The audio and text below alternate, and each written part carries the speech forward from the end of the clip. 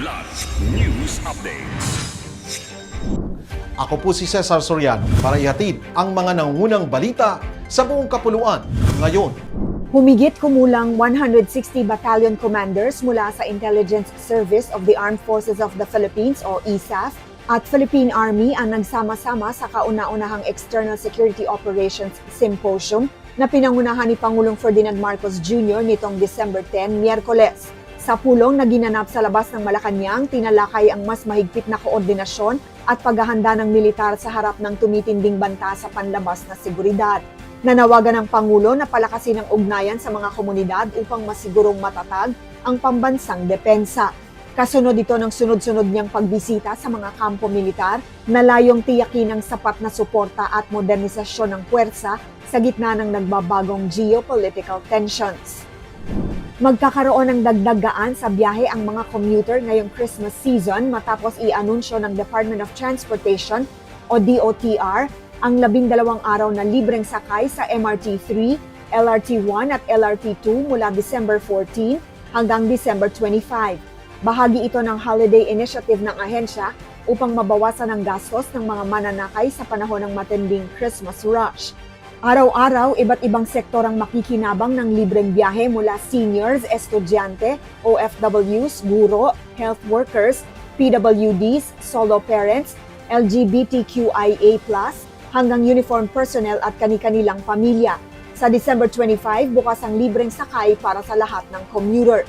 Target ng programa na maibsan ang bigat ng pasahe at maihatid ang mas ligtas at masayang paglalakbay ngayong Pasko. Para sa Kidlat News Channel, ako si Rosalyn Sinchonco, nag-uulat. Ako po si Cesar Soriano, kasama nyo sa bawat pagputo ng balita.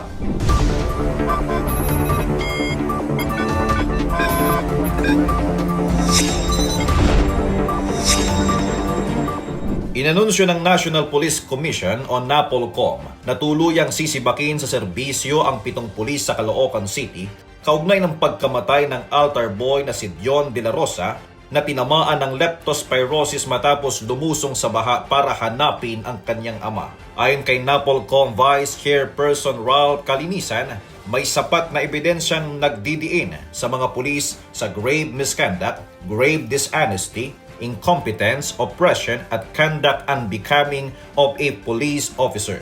Naganap ang insidente noong Hulyo sa gitna ng malakas na habagat at magkakasunod na bagyo ng 3 araw na naglakad sa baha si Dion para hanapin ang kanyang amang si Jason na hindi nakauwi sa kanilang bahay sa Malabon noong Hulyo 22. Kalaunan ay napag-alaman nilang inaresto ito noong Hulyo 25 dahil umano sa paglalaro ng Caracruz.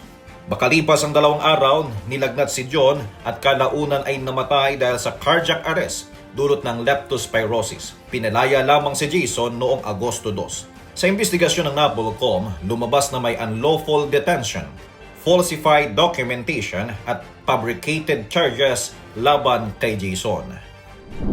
Nadiskubre at nabuwag ang isang hinihinalang clandestine shabu laboratory sa operasyon ng PIDEA at pulisya sa Barangay Makamot, Binangonan, Rizal nitong Martes ng gabi, Disyembre 9.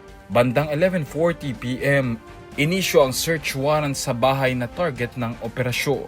Tumambad sa mga operatiba ang malaking imbakan ng kemikal at equipment na ginagamit umano sa paggawa ng shabu.